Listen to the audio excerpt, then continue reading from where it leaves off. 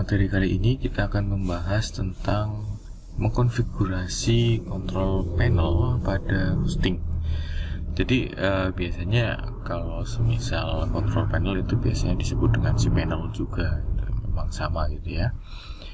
Jadi di sini masuk ke dalam bab 10 dikarenakan karena kalian kan sudah masuk ke kelas 12. Jadi untuk babnya melanjutkan dari bab yang kelas 11. Kelas 11 kan sampai bab 9 dan kita lanjutkan di bab 10-nya.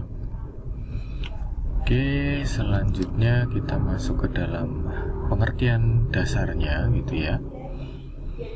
Jadi di sini di pengertian hosting, apa sih sebenarnya itu hosting gitu ya. Sebelum kita masuk ke dalam konfigurasi, tentunya kita harus mengetahui dulu pengertian dari hosting itu sendiri. Jadi sebenarnya dari hosting, nama hosting itu adalah tempat atau jasa internet untuk membuat halaman website yang telah Anda buat menjadi online dan bisa diakses oleh orang lain. Jadi sebenarnya hosting itu istilah yang lebih spesifik dari, ya mungkin bisa dibilang mirip seperti ISP ya, tapi kalau ISP itu penyedia untuk layanan internet, tetapi kalau hosting itu lebih dikhususkan untuk website gitu. Atau jadi kita membuat atau mendesain sebuah halaman yang bisa diakses oleh banyak orang secara cloud. Nah selanjutnya, ini juga ada istilah lain ya dari hosting. Jadi hosting itu bisa disebut juga dengan jasa layanan internet yang menyediakan sumber daya. Jadi kalau ISP itu hanya jaringannya saja, tapi kalau hosting ini masuk ke dalam sumber daya atau server-server gitu ya, untuk disewakan sehingga memungkinkan organisasi atau individu mendapatkan informasi dari internet berupa bisa layanan dari HTTP, bisa dari FTP, bisa juga dari email ataupun dari DNS gitu. Jadi server-server yang kalian lakukan konfigurasi yang akan dipublish ke orang luar itu bisa dilakukan atau dipublish melalui hosting ini. Nah caranya seperti apa di hosting itu? Berarti kita berkaitan dengan sewa. Nanti ada biaya sewanya terkait dengan jumlah servernya, kapasitas servernya, dan layanan yang akan kita gunakan itu apa saja.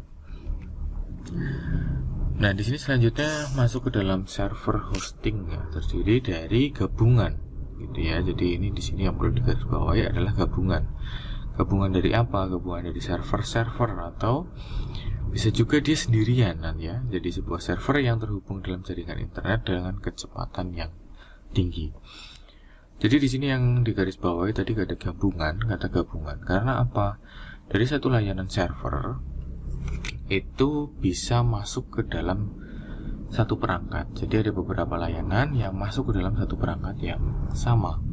Contohnya saya memiliki satu buah server, tapi di dalamnya itu terdapat beberapa layanan yang berbeda, tapi seluruh layanan itu dihandle oleh satu server. Atau bisa juga dengan satu server saja. Jadi hanya ada satu server, tidak ada server yang lain. Jadi contohnya di sini saya memiliki satu buah server, lalu server tersebut dikhususkan untuk layanan tertentu, itu juga bisa. Nah itu biasanya berpengaruh dengan biaya yang harus dikeluarkan oleh penyewanya. Ya tentu saja kalau semisal menggunakan gabungan, itu pasti biayanya akan jauh lebih murah ya dibanding dengan yang sendiri. Itu biasanya disebut dengan dedicated juga. Seperti itu. Nah biasanya kalau hosting itu pasti dia harus didukung oleh jaringan internet yang kecepatannya tinggi. Kenapa harus didukung dengan jaringan internet kecepatan tinggi? Karena yang mengakses hosting tersebut tidak hanya 1-2 orang, tapi banyak sekali orang di seluruh dunia. Lalu biasanya berkaitan dengan uplink dan downlinknya. Jadi biasanya kalau di sebuah server jaringannya harus uplink dan downlinknya itu sama, atau setidaknya uplink dan downlinknya itu tidak terlalu beda jauh. Karena di dalam server itu akan terpakai ya dua-duanya. Tidak seperti kita pada saat mengakses jaringan internet itu kan uplinknya lebih kecil daripada downlinknya gitu. Tapi kalau di server ini itu hampir setara antara uplink dan downlinknya. Malah biasanya uplinknya itu jauh lebih besar dibanding downlink. Itu kebutuhannya seperti itu. Tergantung dari layanan yang akan kita masukkan ke dalam hosting tersebut. Kita analogikan untuk pengertian hosting yang sudah tadi dijelaskan ke dalam sebuah rumah gitu. Jadi kalau rumah itu kan ada beberapa komponen ya.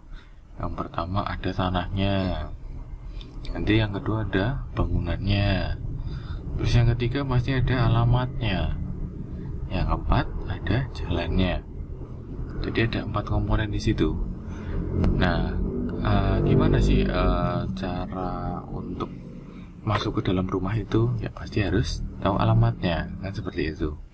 Baru kita bisa masuk ke dalam rumahnya. Nah, rumah ini harus bisa berdiri kalau ada tanahnya. Baiklah, kita masukkan ke dalam pengertian hosting itu sendiri. Jadi yang pertama dari pengertian hosting itu sendiri, hostingnya itu apa sih sebenarnya? Hosting itu tanahnya. Jadi yang menyediakan space-nya untuk dimasuki rumah gitu ya. Nah, di sini dalam hal ini rumahnya apa? Rumahnya adalah situs webnya. Nah, sekarang kalau sudah ada space-nya dan sudah ada rumahnya gitu ya, ada hosting dan ada situs web. Nah, gimana cara kita untuk mengaksesnya? Kan seperti itu. Kalau sudah ada tanah, sudah ada rumah, bagaimana kita masuk ke dalam rumahnya? Ya, pasti harus tahu alamatnya. Jadi alamat yang dimaksud di sini adalah domainnya. Jadi di situ harus ada domainnya. Domain untuk apa? Domain untuk masuk ke dalam situs webnya yang sudah disediakan oleh hosting. Nah, komponen yang terakhir, kalau sudah ada alamat, sudah ada rumahnya, sudah ada tanahnya, selanjutnya bagaimana? Selanjutnya pasti harus ada jalannya. Nah, jalan menuju ke alamat tersebut itu yang disebut dengan internet. Jadi ada 4 komponen di dalam hosting itu. Jadi komponen yang pertama harus ada internetnya, ada jalannya. Yang kedua ada domainnya, ada alamatnya, ada situsnya. Dan dasar dari semuanya ada tanahnya atau ada hostingnya. Seperti itu, analoginya seperti itu. Ini ada 4 jenis hosting gitu ya. Jadi yang pertama share hosting, yang kedua adalah VPS atau Virtual Private Server. Ada juga di situ kita masuk ke dalam dedicated server, dan yang keempat ada co-location server. Jadi ada 4 jenis hosting. Nah, apa saja sih dari keempat jenis hosting ini gitu ya, kita jabarkan satu persatu terkait jenis-jenis hosting ini. Dari yang pertama di sini ada share hosting. Ini ya merupakan server hosting yang biasanya sering digunakan gitu. Sering digunakan karena apa? Karena harganya murah. Nah, kok bisa murah? Jadi seperti ini gambarannya. Si share hosting itu menggunakan server hosting bersama-sama itu ya, dengan pengguna lain. Jadi di situ ada satu buah tanah gitu ya, atau kita sebut dengan hosting. Tapi di tanah tersebut terdapat 2 rumah gitu. Jadi ada 2 rumah di dalam satu tanah itu. Gitu ya. Jadi satu hosting tetapi ada 2 website atau ada 2 server di dalamnya. Nah, gimana? Apakah ini akan mempengaruhi gitu ya? Akan mempengaruhi server satu dengan server yang lain?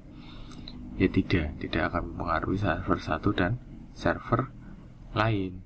Itu walaupun di situ memang satu hosting gitu ya, satu rumah.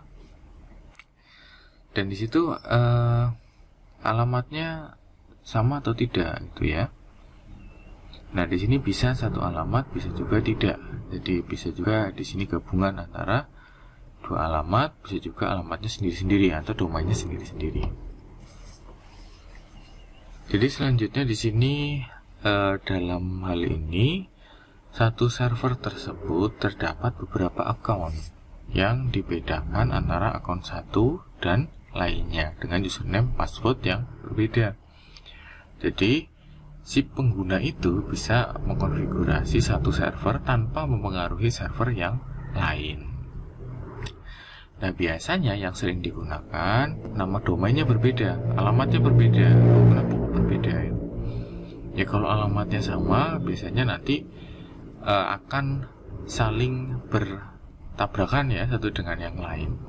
Tapi ada contoh kasus seperti ini, semisal ada satu hosting tapi satu alamat, ada yang seperti itu. Ada juga yang berbeda. Biasanya kalau yang satu alamat itu untuk satu website, jadi ada backup dan restore gitu ya. Jadi satu utama, satu untuk backup, itu biasanya ada dua server di satu hosting. Biasanya ada yang seperti itu. Lalu ada juga di situ yang dua alamat gitu ya, dua website tapi hanya satu hosting. Gitu. Jadi ada yang seperti itu juga. Ya tergantung kebutuhan dari masing-masing penggunanya gitu. Masing-masing usernya mau seperti apa. Tapi sebenarnya kalau kita menggunakan share hosting ini, dari segi biayanya itu memang cukup murah. Gitu. Di sini murah biayanya. Performanya gimana?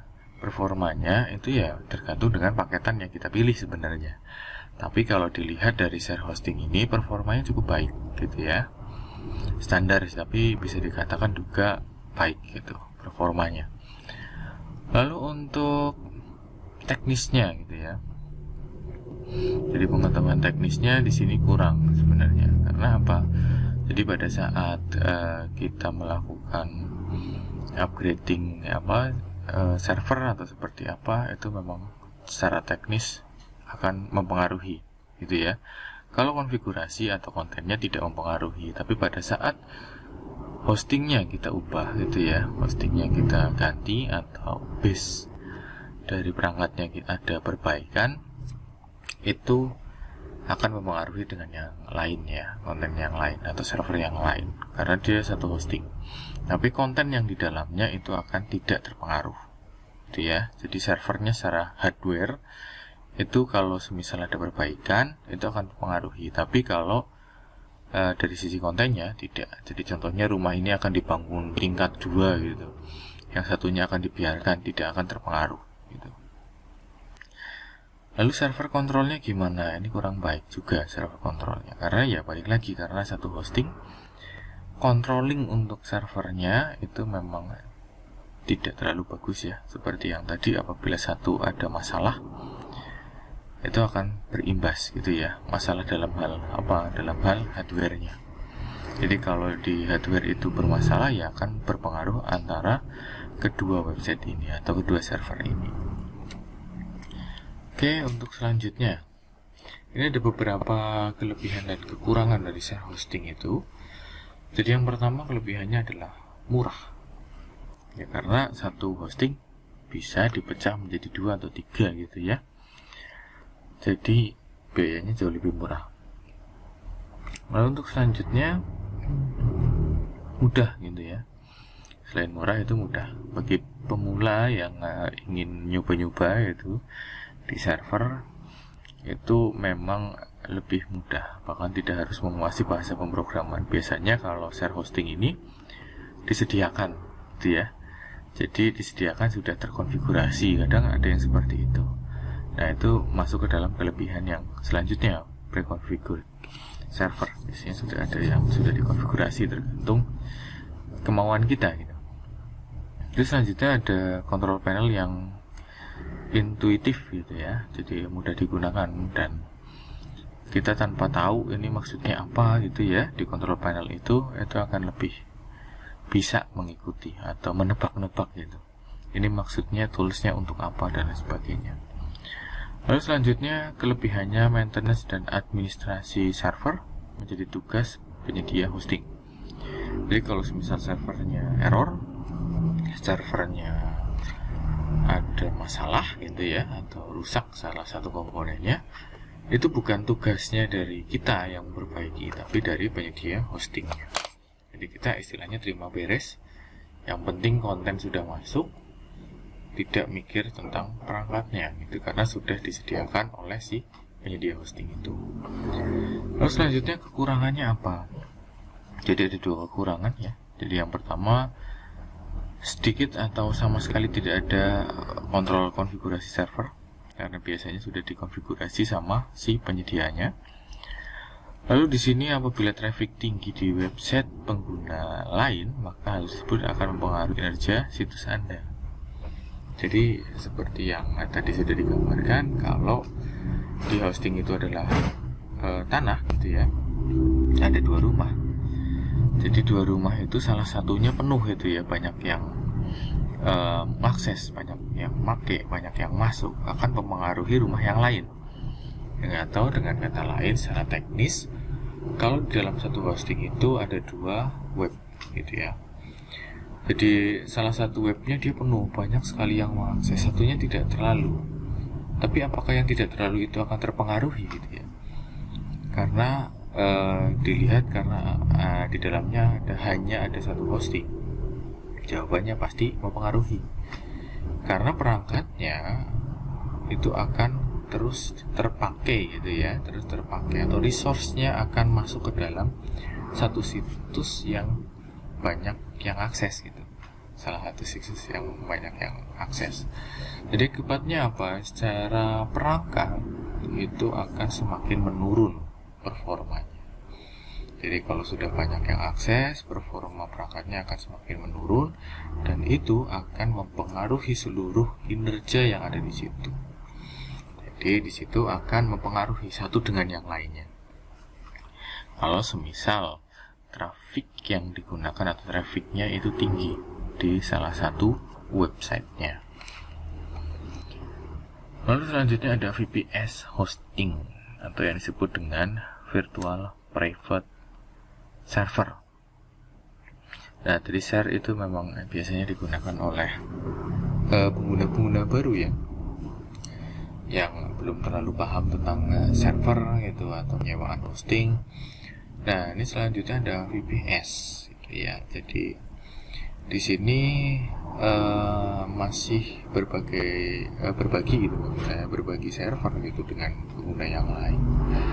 Tetapi penyedia web hosting telah mengalokasikan beberapa bagian untuk Anda sendiri di dalam server. Nah, maksudnya apa? Hal ini berarti Anda mendapatkan space server yang dedicated ya, dalam tanda kutip itu dedicated, dan memperoleh jumlah power computing dan memori. Selain itu, VPS hosting merupakan pilihan yang tepat bagi pengguna website bisnis yang trafficnya tinggi. Ya, maksudnya apa sih? Maksudnya ya, kita masuk ke dalam intinya gitu ya. Jadi kalau VPS itu hostingnya memang satu, tetapi benar-benar disediakan komponennya. Jadi semisal seperti ini, langsung ke teknis ya. Jadi ada satu server dengan core-nya 8 gitu ya, RAM-nya 32, terus ada SSD ya, kalau kan sekarang udah jarang, SSD-nya 100 giga gitu. Nah, ada server seperti itu. Terus kita sewa gitu ya. Sewanya tuh bukan satu server yang itu, tapi kita bisa custom. Jadi contohnya core-nya kira-kira saya perlu hanya 4 core saja. Dari 8 core dipakai hanya 4 core saja. Terus selanjutnya RAM-nya sepertinya cukup di 16. Jadi dari 32 jadi hanya 16 saja. Terus SSD-nya cukup untuk 20 GB saja. Nah, berarti kalau semisal kita menggunakan langganan yang tadi ya, ada 4 core, ada RAM-nya hanya 16 dan SSD-nya hanya 20, berarti nanti kita disediakan hanya itu saja. Itu hanya untuk kita saja, tidak di-share ke yang lain. Jadi kalau semisal yang lain penuh gitu ya, apakah masuk ke dalam resource kita? Ya, tidak, jawabannya tidak. Karena di sini dalam tanda kutip kita diberikan server yang seakan-akan itu dedicated, padahal servernya sama, tapi dibatasi performanya. Hanya yang kita pilih saja, paketan yang kita pilih saja, RAM-nya berapa, core-nya berapa, core di prosesor ya maksud saya, terus untuk SSD-nya berapa, kan seperti itu. Jadi khusus untuk itu saja, tidak diberikan untuk orang lain, seperti itu.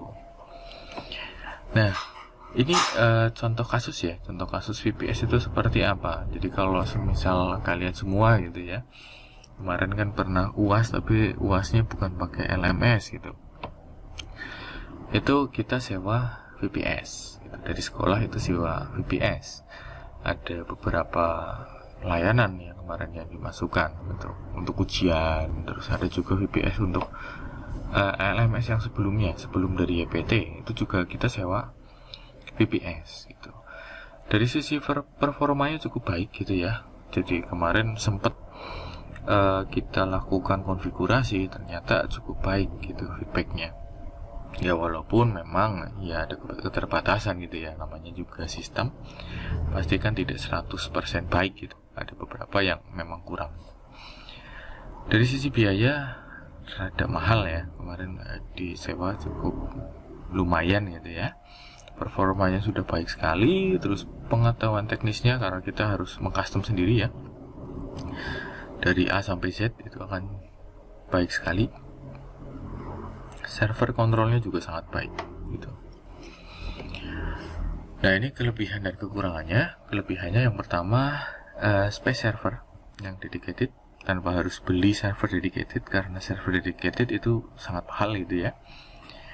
Terus selanjutnya peningkatan traffic di website lain tidak berdampak gitu. Jadi karena tadi ya dibatasi komponennya, ya itu akan semaksimal mungkin apa yang kita sewa gitu. Akses root servernya juga baik, scalability-nya yang mudah, dapat dikelola sendiri. Jadi ini seakan-akan memang seperti dedicated, tapi secara perangkat sharing gitu ya. Nah kekurangannya di sini sangat mahal daripada share hosting gitu ya. Share hosting memang murah gitu, tapi kan dengan performa yang tadi kita sudah bahas. Nah di sini kalau semisal kita menggunakan VPS memang cukup mahal. Kemarin sewa 1 bulan bisa sampai ya minimal sih memang ada 300-400 ribu itu ya ada, tapi biasanya ada yang sampai berjuta-juta gitu ya, tergantung dari kapasitas yang kita ingin sewa gitu. Selanjutnya harus menguasai informasi dan pengetahuan teknis terkait manajemen server. Jadi di sini yang nyewa ya harus bisa konfigurasi server cukup dalam gitu. Karena dasarnya pada saat kita sewa VPS ke sana, itu kita hanya diberikan space kosong saja. Itu. OS-nya gimana? Biasanya ada yang install sendiri, ada yang diinstalin. Ada tergantung dari paketan yang kita pilih gitu. Terus kontennya gimana ya? Kontennya full dari kita semua gitu. Mau dimasukin apa? Web. Mau dimasukin apa, email dan seterusnya, itu full dari kita semua. Makanya di situ pengetahuan teknis terkait servernya harus baik gitu ya, harus cukup mumpuni. Nah selanjutnya di sini ada dedicated server. Dedicated server itu memang server yang dikhususkan gitu. Untuk apa ya? Untuk kita. Untuk apa? Kitanya ya untuk aplikasi. Nah biasanya kalau kita menggunakan dedicated server itu dari sisi keamanannya sangat baik ya, karena kita punya server sendiri. Jadi server yang kita bangun sendiri, yang kita masukin firewallnya sendiri secara keamanan, yang kita masukin kontennya sendiri. Jadi dari hardware sampai softwarenya semua kita siapkan. Dan di sini penyedia server ditanggung oleh perusahaan hosting yang biasanya kerjasama dengan vendor. Ada yang seperti itu. Ada juga yang contoh kita punya server sendiri di SMK Telkom gitu ya. Nah itu kita punya sendiri, kita ngerakit sendiri, kita masukkan konfigurasi sendiri. Gitu, itu ada di SMK Telkom. Terus bagaimana cara siswa gitu ya, atau cara guru atau karyawan mengakses server tersebut? Itu kita ada sewa yang namanya IP public. Nah, kita pakai IP public itu untuk mengakses servernya. Nah, itu dedicated server. Itu ada juga dedicated server yang kita sewa di luar. Tapi itu satu hosting, ya satu server gitu. Jadi satu hosting itu ya satu server, jadi satu layanan, hanya itu saja. Nah, akibatnya apa di situ? Biayanya akan jadi mahal. Kalau semisal kita punya server sendiri, itu akan jadi lebih mahal karena kita harus bangun sendiri servernya, harus buat sendiri kontennya dan lain sebagainya. Performanya gimana? Akan sangat baik. Karena apa? Kita manajemen sendiri. Nah, kalau kita sudah manajemen sendiri, performanya baik, pasti berimbas pada pengetahuan teknis dan server kontrolnya. Pasti akan jadi lebih banyak gitu, akan lebih ribet gitu. Walaupun biasanya kalau dedicated server ini keamanannya akan baik sekali gitu ya, dibanding yang lain seperti itu. Nah, sekarang masuk ke dalam kelebihan dan kekurangannya. Kontrol penuh terhadap konfigurasi server itu merupakan salah satu kelebihannya karena kita bikin sendiri. Keandalan yang tinggi. Jadi di sini Anda tidak perlu berbagi resource dengan siapapun, gitu, hanya untuk Anda sendiri. Entah itu Anda bikin sendiri, entah itu sewa gitu, tapi dikhususkan untuk Anda sendiri. Terus selanjutnya, akses root ke server juga baik, keamanannya terjamin. Tapi keamanan ini relatif ya, tergantung admin dari sebuah server itu gitu.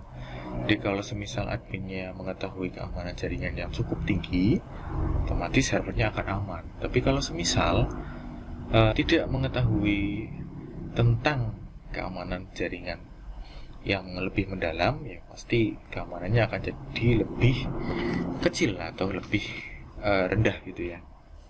Kekurangannya pasti mahal. Terus yang kedua, harus menguasai pengetahuan teknis terkait manajemen server.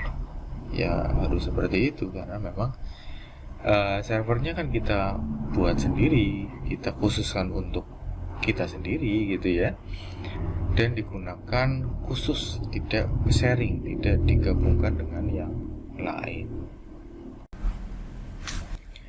Untuk selanjutnya di sini untuk colocation server itu merupakan jenis terakhir ya. Jadi colocation server ini merupakan sebuah layanan gitu, penyewaan tempat. Nah, di sini yang menarik di sini adalah tempat gitu ya, penyewaan tempat. Yang lain aja penyewaan hosting atau server, kok di sini menyewakan tempat gitu ya. Maksudnya apa? Jadi colocation server ini sebuah layanan yang menyediakan tempat untuk meletakkan server yang dipergunakan untuk hosting. Nah, di sini selanjutnya server disediakan oleh pelanggan gitu ya, atau usernya gitu, yang biasanya bekerja sama dengan vendor. Nah, contoh kasus kemarin sempat kita ditawari oleh si Telkom ya. Kebetulan kita punya server, ada server, beberapa server sih sebenarnya. Contohnya kita ambil contoh server LMS kemarin. Jadi pada saat kita belum masuk ke dalam servernya YPT itu kan kita punya server sendiri yang biasanya kita sewa melalui VPS, tapi kemarin kebetulan kita buat atau kita konfigurasi di satu server tertentu yang dimasukkan oleh atau dimasuki oleh layanan LMS. Nah, kita punya satu server sudah dikonfigurasi dan disesuaikan dengan kebutuhan, yaitu LMS. Nah, sekarang gimana cara kita meletakkan servernya? Nah, kemarin ada tawaran nih dari Telkom. Ini sini servernya, titipkan ke kami gitu ya, ke Telkomnya. Nah, dengan biaya sewa sekian-sekian gitu ya, nanti servernya itu akan dimasukkan atau kita akan titipkan ke Telkom. Nah, kemarin contoh kita akan titipkan di Jogja waktu itu. Ada penawaran seperti itu. Jadi server LMS yang sudah kita bangun dari nol, sampai dari perangkat sampai konten atau aplikasinya, Setelah jadi, itu server itu akan dititipkan ke si Telkom. Dimasukkan kemana? Biasanya ke data centernya si Telkom. Jadi server kita dititipkan di sana dengan harga yang bervariasi ya, tergantung dengan layanan yang kita butuhkan. Ya memang kalau seperti ini memang metode baru gitu, colocation ini. Jadi apa saja kelebihan dan kekurangannya? Di sini cukup banyak kita bahas ya terkait colocation, karena colocation ini bisa dikatakan jarang kita ketahui maksudnya sih apa sih colocation itu gitu ya. Jadi kelebihannya fasilitas gitu ya, server harus didukung oleh temperatur, tingkat kelembaban dan lain sebagainya memang. Tapi untuk dukungan itu fasilitasnya sudah disediakan oleh si penyedianya gitu. Jadi ada satu ruangan khusus yang di set sedemikian rupa yang dikhususkan oleh si server. Terus selanjutnya di sini performa. Nah, performa dari segi apanya gitu? Dari segi level bandwidthnya. Ya tidak perlu diragukan lagi ya, karena kan kita sewa tempat saja gitu ya. Tapi selain sewa tempat, kita juga akan diberikan layanan yang baik gitu dari segi bandwidthnya, uplink dan downlinknya. Jadi tidak perlu khawatir akannya down sebuah jaringan, itu akan jarang sekali dapat down sebuah jaringan. Selanjutnya di sini ada scalabilitas. Seiring dengan berkembangnya website ya perusahaan, Anda mungkin membutuhkan dukungan fasilitas sistem server yang lebih tinggi. Ya di sini karena balik lagi ya, karena kan server kita bisa custom sesuai dengan keinginan kita, makanya di situ scalabilitasnya juga tinggi. Terus efisiensi, di sini efisiensi juga cukup baik, jadi sebuah kelebihan dari colocation ini ya, gitu. Jadi di sini akan membantu Anda untuk menghemat biaya dan tenaga. Terus kekurangannya apa saja? Akses. Jadi layanan data centernya ini hanya berbasis atau diletakkan di lokasi tertentu saja, yang kebanyakan terletak di kota-kota besar. Jadi kalau semisal ada yang ingin masuk ke colocation server, tapi dari kota yang kecil, itu akan titipnya ke kota yang besar. Seperti contoh tadi dari Purwokerto gitu ya, dari SMK Telkom itu kemarin sempat mau sewa gitu untuk colocation server. Servernya akan ditaruh di mana? Di Jogja gitu, karena data centernya di sana waktu itu. Lalu untuk kontrolnya, di kontrol media layanan data center juga mempunyai aturan dan ketentuan harus Anda ikuti. Maksudnya apa? Termasuk jadwal kunjungannya. Jadi bagaimana kita masuk ke dalam data center, bagaimana cara kita konfigurasi, ya memang bisa diakali dengan cara remote ya. Kalau remote server kan bisa. Tapi gimana sih pada saat di remote kok nggak bisa gitu ya, hardware-nya ada yang rusak, RAM-nya ada yang rusak, atau hard disk-nya, atau SSD, atau ada prosesor. Nah itu yang rada ribet gitu. Kalau di Purwokerto kemarin ya pertimbangannya juga karena ini, kekurangannya adalah kontrol. Jadi pada saat ada masalah dari Purwokerto, dari SMK Telkom itu ke Jogja untuk melihat servernya apakah ada masalah atau ada yang perlu diperbaiki. Nah gimana masuk ke data centernya? Setelah itu kita perbaiki di sana gitu. Nah itu biasanya ketentuannya khusus gitu ya, ada aturan khusus di sana, kapan kita bisa masuk, kapan kita bisa buka si server, kapan kita bisa memperbaiki, itu tergantung dari jadwalnya. Ada termasuk juga kita diberi jadwal untuk kunjungan di sana gitu ya. Kunjungannya berapa minggu sekali atau berapa bulan sekali, itu tergantung kesepakatan dari kedua belah pihak. Itu seperti itu. Dan di sini kontrol panel hosting itu masuk ya. Kita tadi kan kita bicara tentang panjang lebar gitu tentang hosting. Jadi kontrol panel hosting atau si panel hosting di sini adalah alat yang memungkinkan kita mengelola sebuah aspek layanan hosting. Jadi contohnya ada satu server, di sini kita akan menyewakan ke orang lain gitu. Dalam hal ini proses kita sebagai ISP-nya gitu, atau penyedia layanan hostingnya gitu ya, seperti itu, mirip seperti itu. Nah di sini memungkinkan kita melakukan sebagian besar proses admin gitu ya, karena kita kan adminnya ya, kita yang jual gitu ya. Sistem yang kompleks hanya dalam beberapa klik di antara muka atau interface admin ya. Jadi kita bisa setting siapa yang nyewa, siapa yang alokasinya, dengan contohnya komponen dengan harddisk sekian, RAM sekian, terus domainnya berapa dan lain sebagainya. Bahkan kita dapat melakukan tugas selanjutnya seperti migrasi server gitu ya. Jadi biasanya ini sering sekali pada saat kita sewa server itu servernya rusak, down atau gimana, nah kita harus migrasi pindah ke server yang lain gitu. Ada yang seperti itu, pengalihan server web dan lain-lain itu masuk ke situ, karena kita admin, kita yang bertugas, kita yang memberikan layanan ke pelanggan. Nah, tips untuk memilih control panelnya itu apa saja sih? Yang pertama, pilih yang menggunakan sedikit memori, sesuaikan dengan kebutuhan. Nah, di sini memori memang jadi momok penting gitu ya. Jadi kalau terlalu banyak memori yang digunakan, otomatis performanya juga akan semakin rendah gitu. Nah, ini perlu digarisbawahi ini ya, memori itu harus biasanya harus lebih sedikit dibanding yang lain gitu. Selanjutnya selain memori, kita harus lihat juga user friendly nggak gitu. Mudah nggak digunakan, enak nggak dilihat, enak nggak kita konfigurasi dan sebagainya. Selanjutnya kita lihat lagi dari fitur backup dan keamanan. Nah, ini penting. Kalau backupnya itu bisa cepat tidak, bisa kualitas backupnya 100% tidak bisa terbackup. Itu sangat penting karena apa? Dari sisi kenyamanan pelanggan itu biasanya ada ini, backup. Jadi pada saat server kita down, apakah kita bisa pindah langsung ke server yang lain gitu ya? Pasti perlu backup. Backupnya cukup baik harusnya seperti itu. Tapi pada kenyataannya kemarin sempat di satu kasus gitu ya, di saya sewa sebuah VPS gitu, VPS dalam hal ini. Kemarin sewa VPS, tapi kita dikasih notifikasi bahwa hardware yang kita gunakan gitu ya, hardware yang kita gunakan untuk sewa, yang disewa kita ternyata ada masalah. Nah, kita harus pindah, migrasi server.